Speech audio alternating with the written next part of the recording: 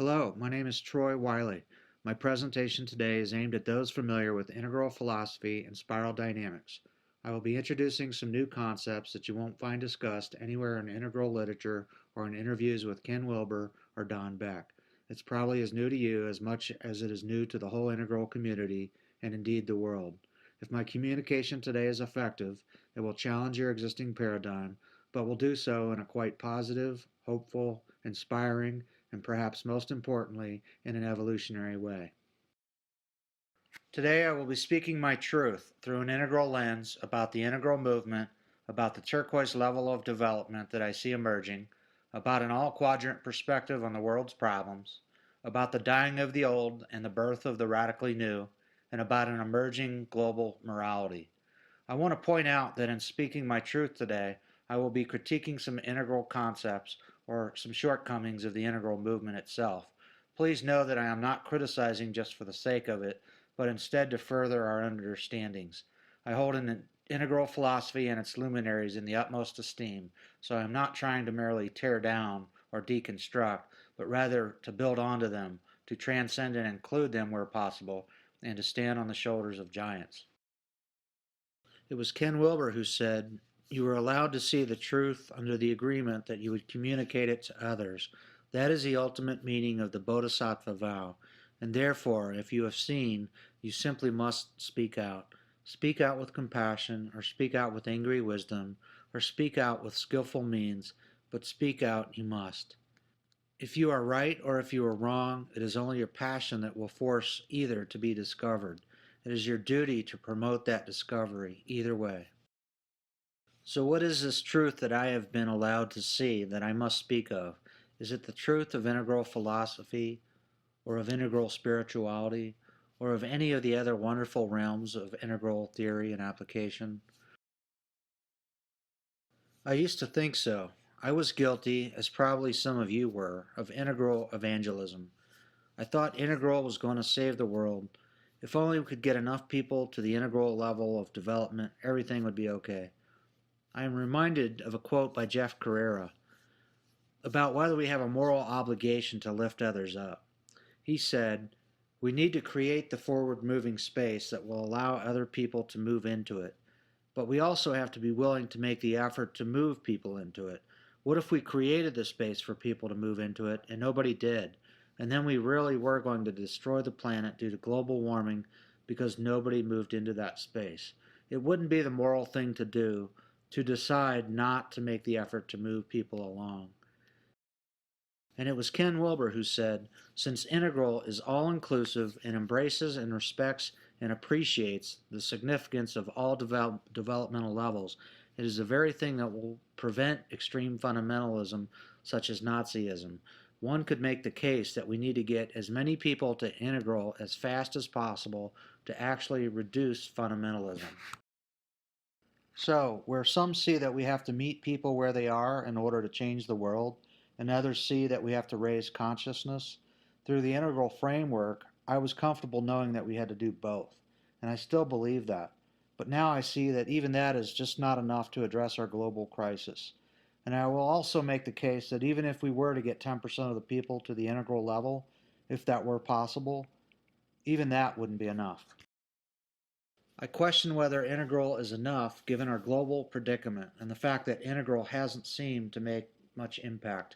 I don't think I have to go into too much depth pointing out how crazy things are getting in the world right now, with mass poverty and starvation, protests and riots, extreme weather like flooding and droughts, economic and debt crisis, deplenishing resources, not to mention pollution, environmental damage, deforestation, and species extinction. Some experts say we've got just a few years to make some radical changes to avoid a tipping point, a point of no return, beyond which it will be too late to reverse our course towards extinction. But do we see any significant progress towards solutions coming from our leaders? I don't. If anything, much of the environmental legislation is being reversed, and there seems to be no global coordinated response yet to climate change with the failures at Copenhagen and Kyoto. And even though we have a global systemic economic crisis, we are still trying to solve the problems through protectionist and nationalistic business as usual solutions. and I question whether integral is enough, given the integral predicament. So, what do I mean by the integral predicament? Well, it's just that integral, as much as I loved the theory and hoped it would change the world, doesn't seem to be having the impact necessary to address and solve our global problems. This is not being negative, I'm just observing what's happening. Some of our favorite integral organizations are closing their doors, like Boulder Integral. JFK is discontinuing its Integral Masters program. A while back, the State of the World Forum, which for the first time was supposed to be based on an integral framework, canceled their 2020 climate change conference in Washington, D.C., and there hasn't been much of anything coming out of the Integral Institute since the economic crisis of 2008, particularly as it relates to economics. In a recent interview on the Integral Leadership Collaborative, Clint Fuse said, I'm always excited about that whole race to the mythical 10% of the population reaching integral waves of development, and then everything is supposed to change.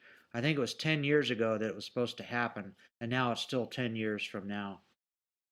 So, clearly, Integral hasn't set the world on fire and doesn't appear to have enough momentum or constitute any type of movement, at least as of now. I question whether Integral really can make it to the mythical 10% tipping point at all, and if so, whether it can do it fast enough. I've read everything I can find about integral perspectives on economics, and frankly, it all seems to be translative, not transformative. That means that mainly what I've found rather simplistically tries to integrate neoliberal free market economic theory with Keynesian governmental intervention and regulation. In other words, it tries to integrate what is, rather than seeing a need to transcend or make a radical leap to a new paradigm altogether, and it fails to recognize some of the fundamental inherent problems with our monetary economic system, such as the infinite growth paradigm and the continually increasing unemployment due to technological automation. The integral community seems to put all hopes into a so-called conscious capitalism via the likes of Hunter Lovins, John Mackey, Ray Anderson, and others. I support conscious capitalism, at least in our current paradigm, but I don't think it's realistic in terms of solving our global problems. First, I think for it to happen, to evolve to a point where all companies are conscious capitalists, we would essentially need to get a significant number of companies and their leadership to at least the green level of development. While I think there can and will be some movement to that level, as that is the next level for Orange, indeed that would be a monumental challenge, as we've experienced in trying to get green to move to integral. And even as I am hopeful that traditional and modern companies can become greener, often it is at a superficial level, also known as greenwashing. Second, I subscribe to the argument that there typically is only one major player in every industry that occupies the position of the green company. For example, if Interface Carpet Company becomes the green sustainable carpet manufacturer, then it becomes less advantageous, more difficult, and less cost effective for other companies to try and compete in that same green space. So they tend not to push for the level of sustainability that the green leader occupies. Now, regarding integral political leadership, I don't want to get off on a tangent here, but some within the integral movement seem to think that President Obama is the closest thing we've ever had to an integral president. While I think that statement is true, it serves to further illustrate the shortcomings of integral to address and solve our global problems. While Obama has certainly done some great things in his term so far, and though I think many of our problems are bigger than any one person can solve, in my mind, Obama hasn't done nearly enough, hasn't been bold enough, and has actually taken us backwards on some environmental and economic fronts. But I don't blame him. It is our political system that is broken way beyond what integral might fix. Again, what's needed is not mere translative reform, but radical transformation to something new. And Obama, like the integral movement, doesn't seem capable of that, despite supposedly being second tier. While I think it's important for each of us to practice sustainable living and do all we can individually, like driving economical cars and using reusable shopping bags, it's simply not enough to make an impact in our military industrial complex. To make a significant difference in greenhouse gas emissions, just about everyone would need to switch to hybrids. So far, that hasn't happened. And when the new Chevy Volt costs about $41,000, aside from subsidies, we won't see a significant number of people buying them. Writer and environmental activist Derrick Jensen has this to say: "Sorry, but your hybrid ain't helping. That reusable shopping bag you bring to the market has zero impact. Your home composting kit is not going to start a revolution. In fact, even if every single person in the US made every single change suggested in the movie An Inconvenient Truth, carbon emissions would fall by only 21%, in contrast to the 75% emissions decrease that scientific consensus believes must happen now." I particularly like what John Stewart and Lawrence Wallersheim had to say about what's not enough to address our crisis. "We will have to develop higher cognitive capacities to resolve the complex global crises that currently threaten us. This higher cognition will include, but go beyond, analytical rational thinking, and will enable us to understand and manage complex global systems and processes. Spiritual awakening and higher consciousness alone are not enough to meet these crises effectively, but they are critically important for developing the higher cognition that will enable us to do so." So, I have to ask, as important as Integral is to the world, is it enough? Is it making a difference in the world? This hints at some interesting considerations. Like, do we need to move towards a post-cognitive consciousness, whatever that is? Or is there something beyond the Integral? And what would be enough to meet the crises? And Carl Sagan had something to say about the radical nature of changes that once seemed impractical. Fundamental changes in society are sometimes labeled impractical or contrary to human nature, as if there were only one human nature. But fundamental changes can clearly be made. We are surrounded by them. In the last 2 centuries, abject slavery, which was with us for thousands of years, has almost entirely been eliminated in a stirring worldwide revolution. So, in the midst of the current worldwide revolutions taking place at the time of this recording, let's take a look at some of these fundamental changes throughout history. As we look at these fundamental changes, I think it's important to do so from the perspective of time, or more particularly, the speeding up of time. If we look at the spiral of consciousness and cultural development over time, we will notice a speeding up, or a quickening, between the emergence of new levels of development. Here I'm using both Steve McIntosh's terminology for the levels of development as well as the color codes of spiral dynamics, which was a model originally created by Clare Graves. So, archaic or beige consciousness began about 100,000 years ago. Then tribal or purple emerged around 50,000 years ago. Warrior or red consciousness about 10,000 years ago. Traditional or blue around 5,000 years ago. Modern or orange about 1,000 years ago. Postmodern or green consciousness about 150 years ago. Integral or yellow around 50 years ago, and post-integral or turquoise consciousness emerged around 30 years ago. Now, on these later levels, from orange on, I've indicated that their real impact on the world didn't start to show up until much more recently. So, for example, the orange level really started to have an impact about 300 years ago with the Age of Enlightenment, the scientific method, and so on. Green really didn't start to affect the world en masse until the 60s in America with the anti-war protests and environmentalism and civil rights. Some people question whether postmodernism has really played itself out yet, and that perhaps the so-called integral movement is premature. But given the speeding up pattern of emergent levels, I think integral might be right on time, and perhaps is already bumping up against some of its limits of effectiveness, which might be signaling the emergence of a new turquoise level of development. Now, if we chart out the emergence of these waves of development, we clearly see that they emerged in shorter and shorter time periods. This chart formation is what's called an exponential curve, or a hockey stick, although actually this is a backwards hockey stick. The curious thing is that in the last 300 years, which is just a tiny blip in our long history, we see the emergence of 3 or 4 major new waves of development. Frankly, I'm still struggling to interpret what this means, but one thing is clear: there's a quickening going on in our cultural evolution. But why? Is this merely due to the life conditions changing at an ever increasing pace?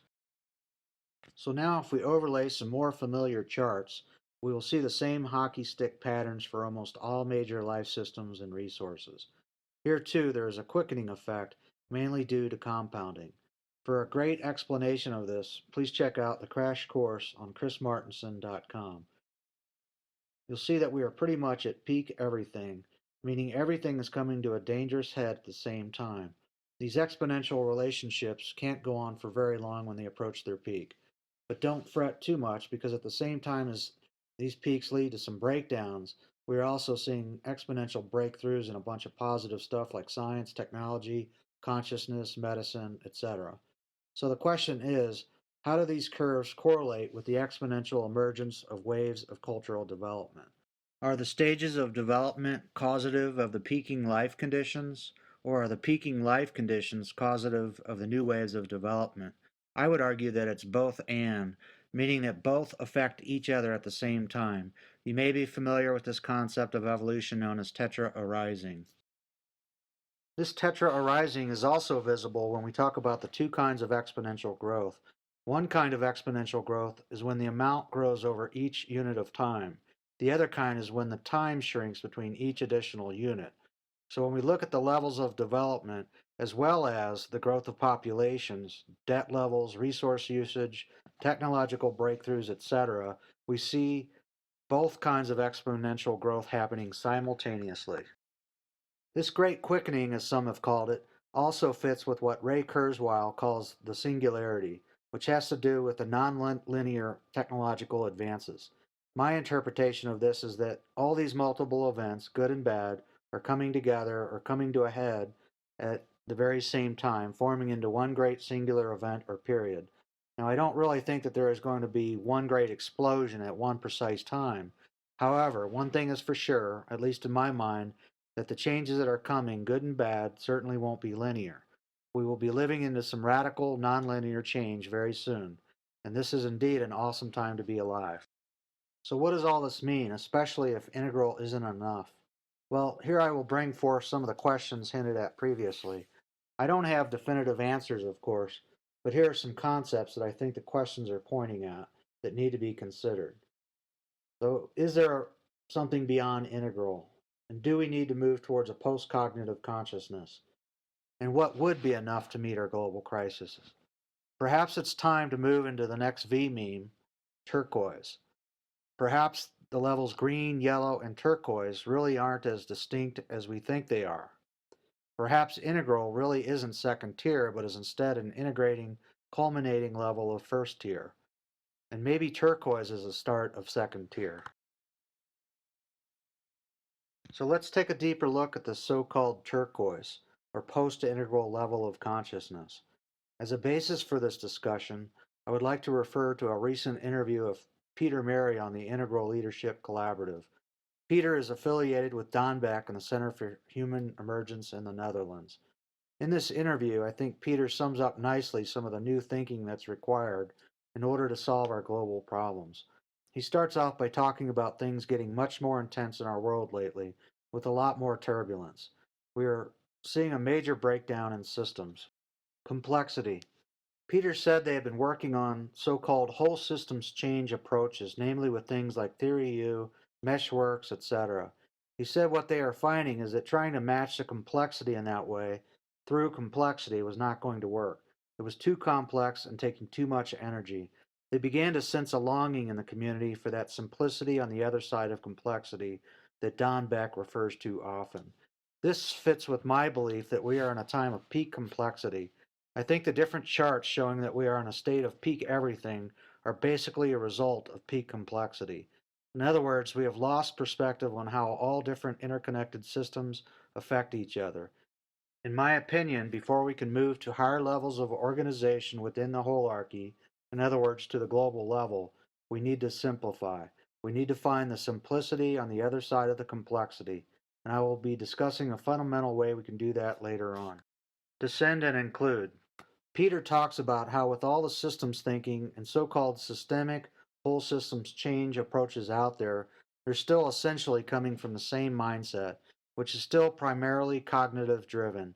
We need to descend into the precognitive consciousness and transcend to postcognitive consciousness that will enable us to transition much more gracefully than strictly through the cognitive mind.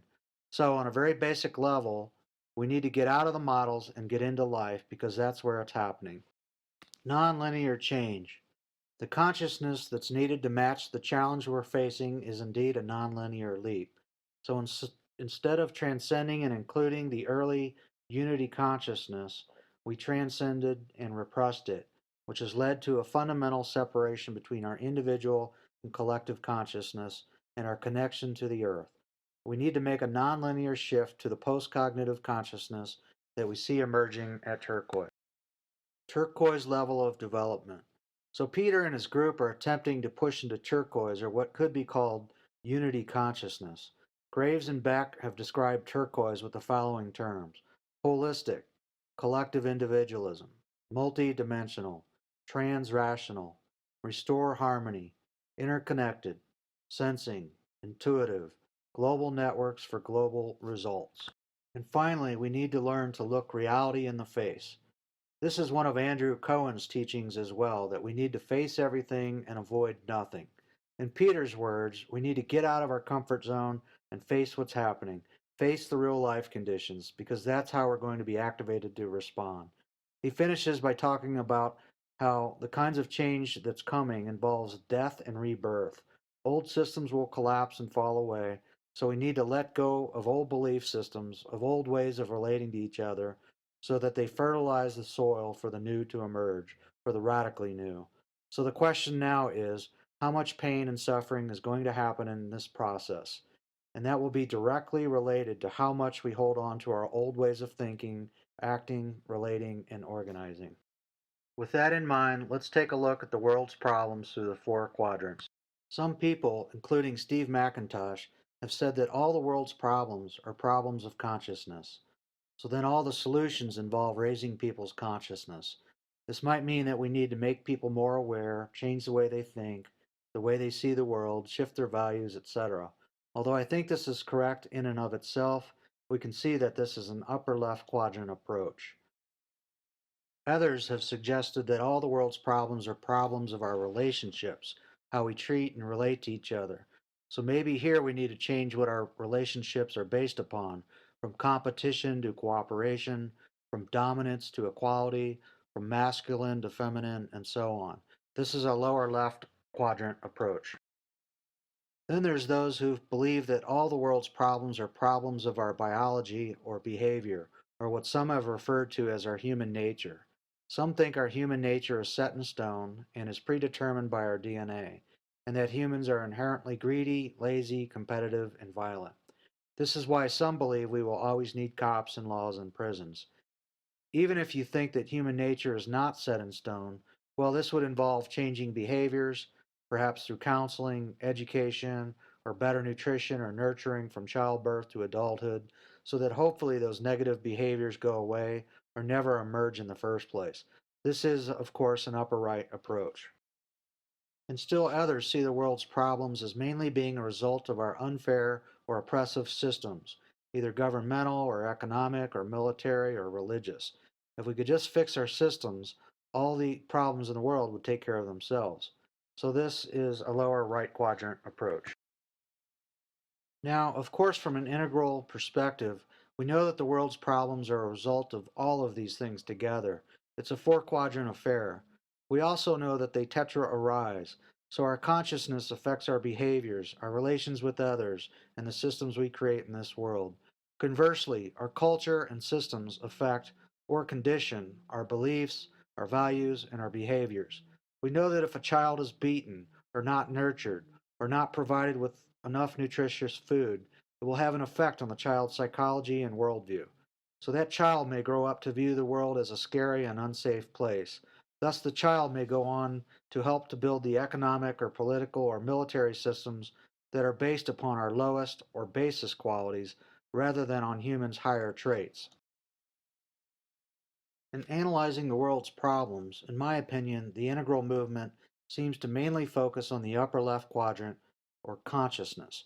It seems to me that most of the events or areas of focus of the integral movement seem to focus on higher consciousness or spirituality and with the slant towards the individual, or what the individual will get out of it. Although there is talk of the greater good and going beyond the ego and evolutionary mutuality, it still seems to mostly be about individual experiences and not about our global problems or the human condition or our systems. But I suppose that's somewhat to be expected, since integral falls on the agentic or individualistic side of the spiral. And although integral is supposed to be about integrating all the previous levels, I find quite often in the integral community an antagonism towards green or postmodernism, or there's a rejection of anything that resembles green thinking or green activism. While I certainly see areas for more effectiveness among green, in my opinion, green is perhaps playing the most important role right now and working to save humanity. And rather than them being rejected, they should be supported. I once thought that perhaps there would be this great alliance between green and yellow, much in the way there has been a historic alliance between blue and orange. But so far, I'm seeing more of an alliance between integral and orange, which I have indicated by the yellow integral label and the orange box. And again, this makes sense since they are both agentic levels. And as a side note, Chris Cowan, who wrote the book Spiral Dynamics with Don Beck, no longer supports the existence of two tiers of psychological development, but claims the only thing now known about the yellow and turquoise systems is that they are more complex versions of orange and green. So I'm now thinking and sensing that there is more likely to be a great alliance between green and turquoise, particularly as they are both communal levels, if we are to follow the pattern of the spiral.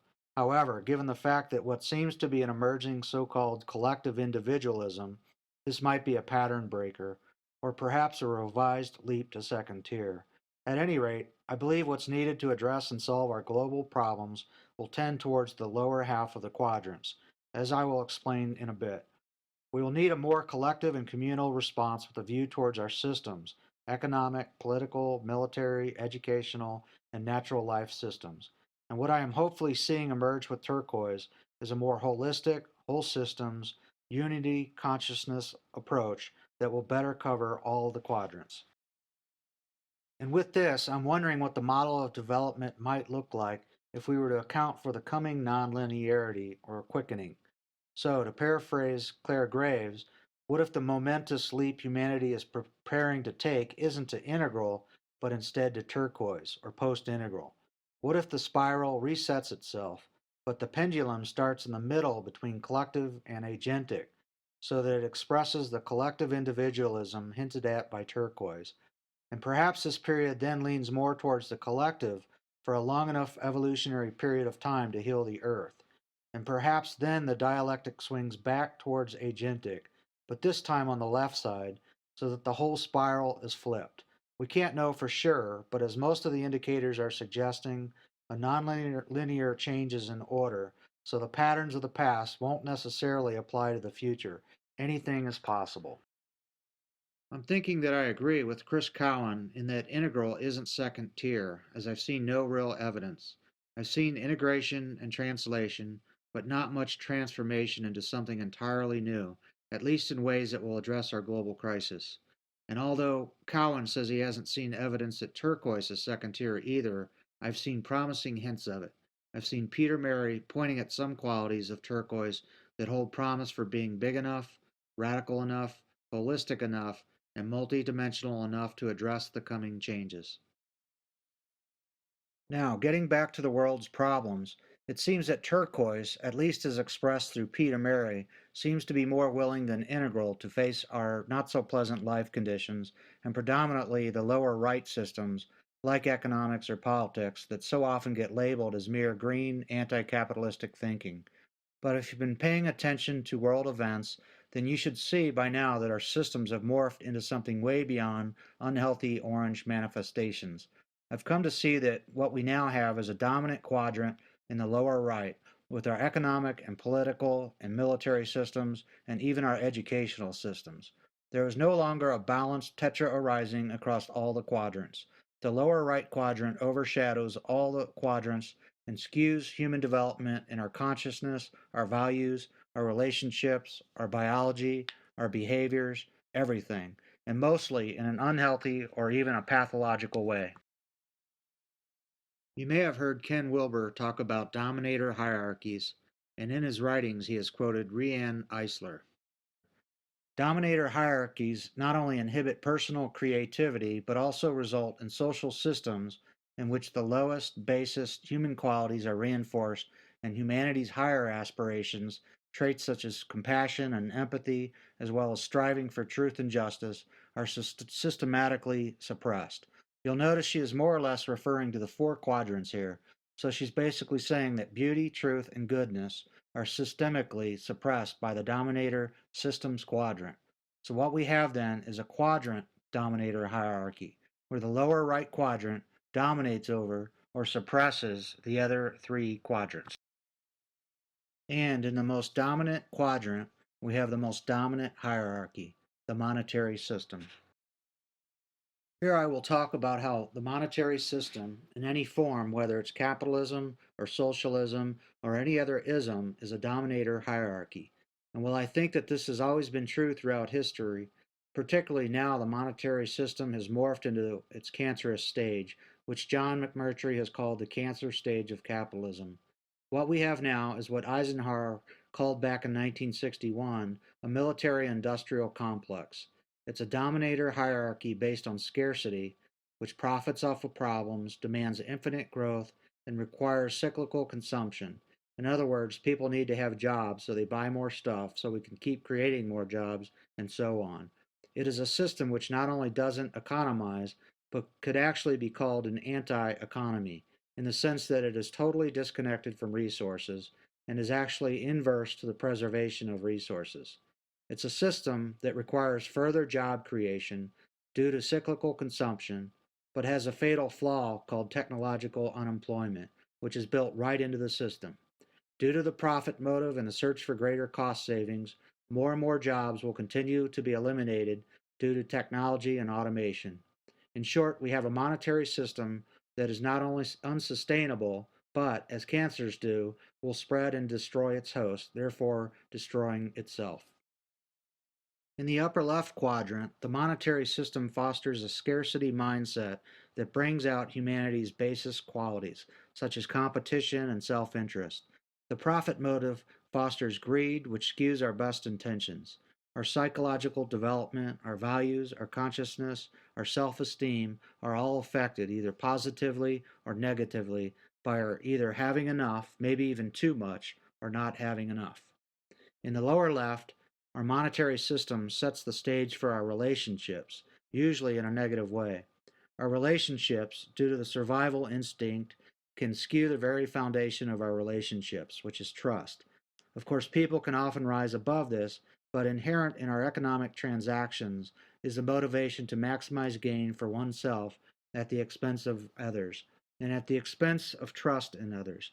This mistrust, compounded by a masculine centric, Darwinistic, competitive system, has led to a sense of isolation and separation from others, and the inequality and wealth disparity, which is at historic levels, has been proven to have immense negative impacts on both our individual psychological states, as pointed out in the upper left, but also to our relationships. Further, the issue of mistrust can be extrapolated from a simple transaction between a vendor and consumer at a farmer's market all the way up to climate change debates. Facts get skewed and lost in the marketing spin of self interest, or simply don't get accounted for, to the point where we really don't know what the truth is. The end result of this has been that rather than basing our decisions that have global consequences, on facts and truth, we often must resort to beliefs and ideology and politics to make our decisions. Finally, in the upper right quadrant, I think it's quite evident and scientifically acknowledged what happens to human adults and children, both biologically and behaviorally, when they are deprived of basic things they need, or conversely, if they are given many things they don't need, like chemicals and carcinogens and preservatives and pesticides. Our industrial food system has brought many advantages, but also has introduced many unwanted consequences, like high rates of obesity and diabetes and cancer. Unfortunately, the money we have or don't have is in direct correlation to our level of health care, our likelihood of surviving a crash, for example, whether we drive a Volvo or a Chevy Metro, or the nutrition level of the food we buy, for example, whether we shop at Whole Foods or buy a McDonald's 99-cent cheeseburger. Now, I'd like to switch gears and talk specifically about economics, but not about things like how our monetary system works, There are plenty of sources for that, which you will find if you look into it. More specifically, I am interested in looking at many perspectives on our monetary system and our future economic prospects. Well, it seems that most people, most politicians, as well as most of the mainstream media, hold out hopes that we will work our way out of the current economic slump and eventually usher in a new age of prosperity. More and more prognosticators of all means and worldviews are predicting a future economic collapse or crisis or downright Armageddon. I find it interesting to compare the traditional, modernistic, postmodern, and integral perspectives or forecasts on our economic future. Many of the traditionalists see our economic challenges as God's will. They relate economics to biblical prophecy and Armageddon. Many of the modernists see the coming resource wars and the proverbial shit hitting the fan as an opportunity to profit. The postmodernists, many of which are the old counterculture hippies, see the writing on the wall in terms of our environment and economic oppression getting worse and worse. They are wondering where the rage is against the corporate machine, or wondering why the current levels of rage in the US aren't like in other countries. The integralists are seeing the postmodernists as ineffective, mostly because of their rage, and because they need to engage the system rather than fight against it. So, postmodern needs to harness the beast, or more precisely, the genius of the beast. I find it interesting that amidst all the people of all different worldviews who see the failings of the economic system, Integral seems only to see the genius of it. And amidst all the genius of all the great integral thinkers, the most sophisticated proposals I could find are that we need to stop hating on orange, adopt multiple bottom lines, and integrate the best of free market capitalism with the best of government regulation. And all of this seems to rest in the outdated notion that somehow economics is an empirical science, right up there with biology and nuclear physics, as opposed to the human construct that it is. And thus we need to see that it is changeable. At the risk of coming off too strong, I've heard it said that one might make the argument that Integral, just like the Tea Party, has been hijacked by Orange. If Integral were effective in the real world, in other words, making a huge impact in addressing our global crisis, that would be the end of my discussion. But in the absence of that, I'm placing much hope in the green movements happening around the world today. So I think it's time we acknowledge that the old ways, the old paradigm is dying. We need to look at and consider the new, the radically new, the nonlinear new. To make that point abundantly clear, Richard Heinberg does a great job in a short YouTube video entitled Who Killed Economic Growth? He discusses how we are at the end of growth because our infinite growth paradigm is bumping up against natural limits, and that we better start considering something new. To further highlight that the old paradigm is dying, there was a recent report made by the Institute for Policy Research and Development. The IPRD is a voluntary global collective of specialist scholars, scientists, and analysts working in different fields of the social and physical sciences to promote global equality, sustainability, and security.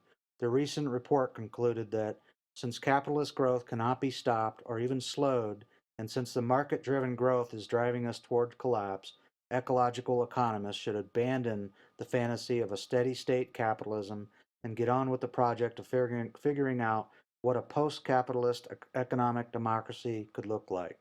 So, our monetary system demands growth, so even a steady state or a no growth economy won't work. So, what's next?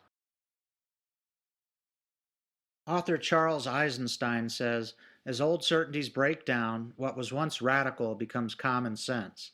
A new era of co creative partnership with nature is beginning, in which we understand that we are interdependent, not separate. The energy system and money system of the future must embody this new relationship. I find some contradiction here with his statements.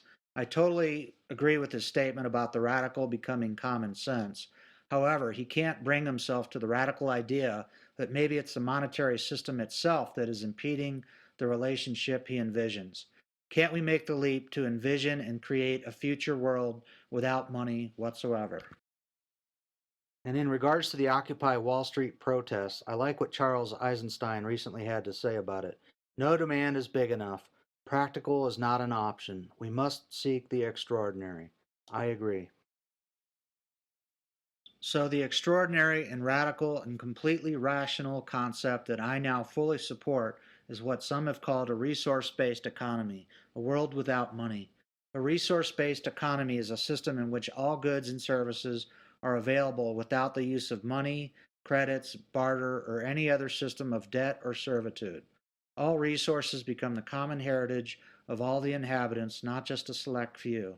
The premise upon which this system is based is that the earth is abundant with plentiful resources. Our practice of rationing resources through monetary methods is irrelevant and counterproductive to our survival. After long deliberation on this concept, as well as many other more traditional reform approaches, I found that this is the only comprehensive solution to our global problems. All the others are piecemeal or band aid approaches that don't get to the root causes. This is the only one that's big enough to completely address all the big global problems at the same time: economic collapse and the massive global debts, resource depletion, including peak oil, environmental damage, including climate change, technological unemployment due to automation, and global population increase. At the end of the day, it's really about updating our social and economic systems to present day knowledge. It's about creating what some are calling Earth 2.0. And a resource based economy is the simplicity on the other side of complexity. After you've given the concept some deep thought, you will see how it could bring incredible simplicity to our lives and to our culture. You will see how this could eliminate most jobs, jobs that contribute very little, if anything, to society, but instead create meaningless complexity. You will see how simple and efficient our world could be without monetary exchange. You will see how this is the only comprehensive way to achieve sustainability and do so in a radically beautiful, simplistic, and timely manner. Many other people and organizations are making this realization as well. There are groups all over the world that are seeing the need to evolve beyond money and beyond our failing and outdated socioeconomic model. The Zeitgeist movement alone currently has over 1,000 chapters across 70 countries. This includes all 50 states in America. The documentary Zeitgeist Moving Forward just recently hit the 11 million viewer mark since its release in January of this year. It has been called the largest nonprofit independent film release in history. Now, let's talk about the global morality that's now emerging. This can be seen as an evolutionary appropriate phase if we are to view mankind as not separate from what Wilber has called the great unfolding holarchy. In my mind, this is most importantly expressed in the lower left quadrant, or the moral line of development, as creating larger and larger circles of care, shifting from me to us to all of us. I believe that what's now called for to solve our global problems are global solutions, and that's going to require cooperation at the highest levels of humanity. However, most of the proposed solutions are egocentric, meaning at the individual or family level, or ethnocentric, at the community, city, or nation state level, but are by no means at the world centric level, meaning global. To give an example of this, in President Obama's 2011 State of the Union address, he said, "We need to out innovate, out educate, and outbuild the rest of the world. We have to make America the best place on earth to do business. That's how our people will prosper. That's how we'll win the future." He went on to say, "Race to the top is the most meaningful reform of our public schools in a generation." In my mind, this is business as usual orange competitiveness mixed in with blue ethnocentrism. This may be a good spiral wizardry way to communicate to the American people and perhaps get reelected, but it ain't going to solve our global problems, which don't recognize boundaries. To further illustrate what's missing and what's needed in terms of a global morality, I would like to use a case study as an example. Here I will be critiquing a project started in late 2010 by a management consulting firm called Source Integral, which had been endorsed by Ken Wilber. Their project was called Planet Inc. CEO, and they were going to identify and select a global CEO for planet Earth. Imagine Planet Inc. is an organization charged with securing the survival and development of the human race and you are the CEO. What is your agenda for the 21st century? They had a series of YouTube videos where they rightly identified that one of the major problems is that we don't have a big enough we, or in other words, a global centric perspective on humanity. So, in the interviews, they pointed to various world leaders to evaluate how big their we was. The thinking was that the leader with the biggest we, and that's not a Freudian slip, would be most qualified to lead Planet Inc., since they clearly had a big enough perspective to save all of humanity and didn't think in the ethnocentric ways that got us into this mess in the first place. However, their project didn't seem to make sense to me. I think I know what angle they were going for by calling it Planet Inc. They were hoping to engage the orange V meme or business and industry to save the planet. One problem, however, is that in doing that, they are potentially alienating the entire green V meme, who mostly, and probably correctly so, see orange as responsible for our global problems to begin with.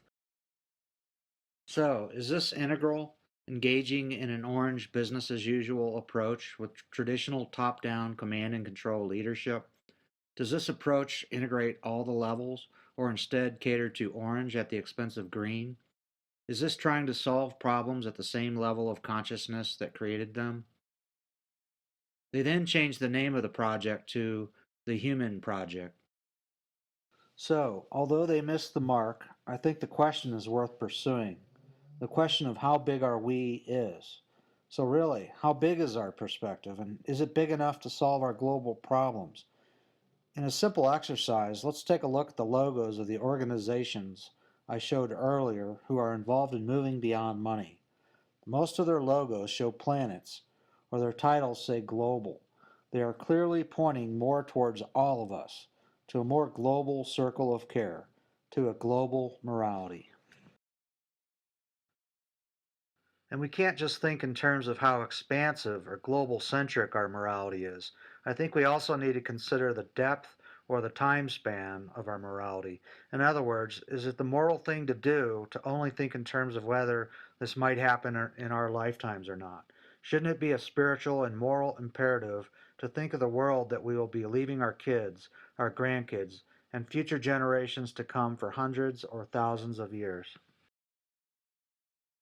So, now let's go back to the quadrants, but this time we'll be looking at the world, looking at the possibilities for humanity with a global morality, and without the distorting filter of a dominator lower right quadrant or the dominator hierarchy of the monetary system. But instead, let's look at what I envision as the tetra flourishing of humanity in all four quadrants, based on a resource based economy, where humanity can truly leap from Maslow's scarcity based deficiency needs to being needs based on abundance. In a resource based economy, in the lower right, we could have systems based on natural hierarchies in alignment with nature and based on steady state economizing of the Earth's resources.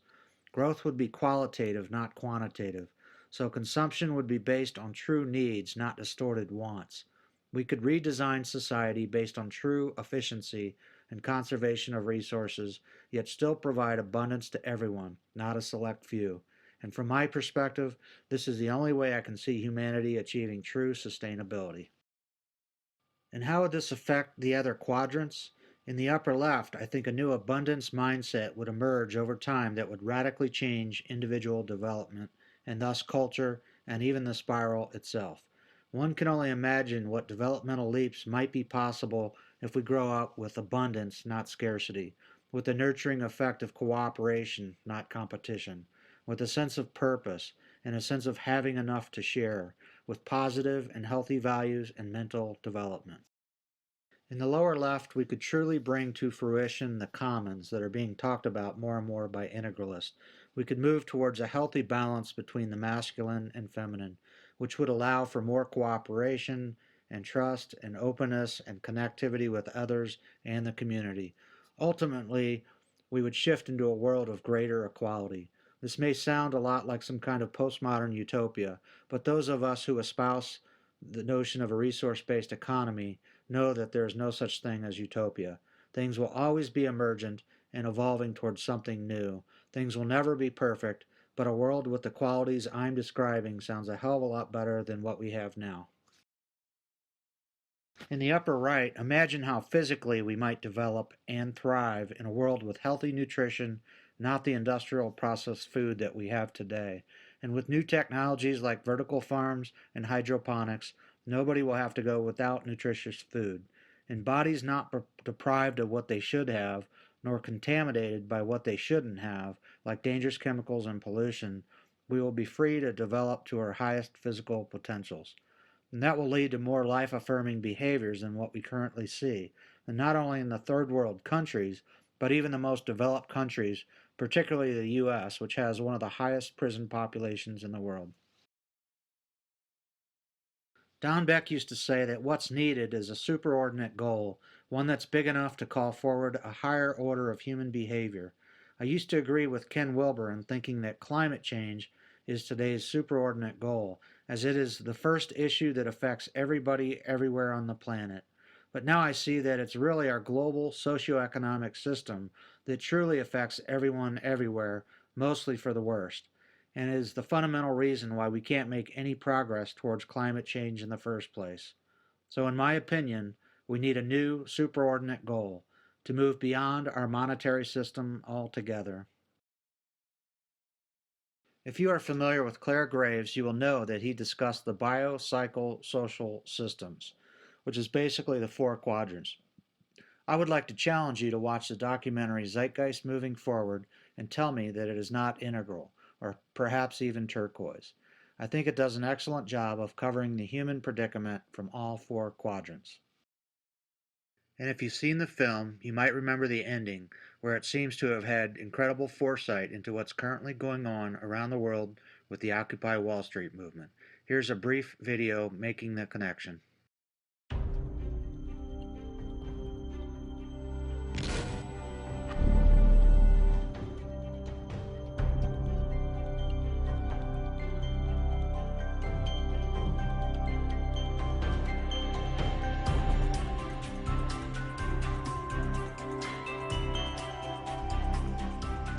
There is not going to be any recovery. This is not some long depression that we're someday going to pull out of. I think the next phase we're going to see after the next round of economic collapse is massive civil unrest.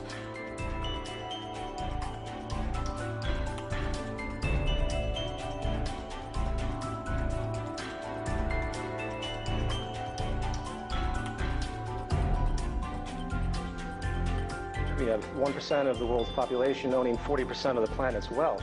If that isn't a signpost to the intrinsic flaw of this system, that it's there to perpetuate one class over another, I'm not sure what is.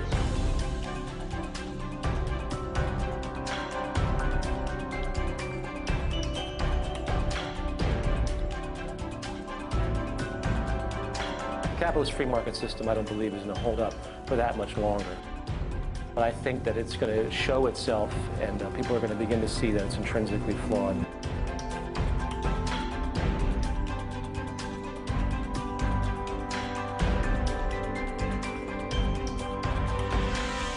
What we're faced with right now is basically the end of a paradigm.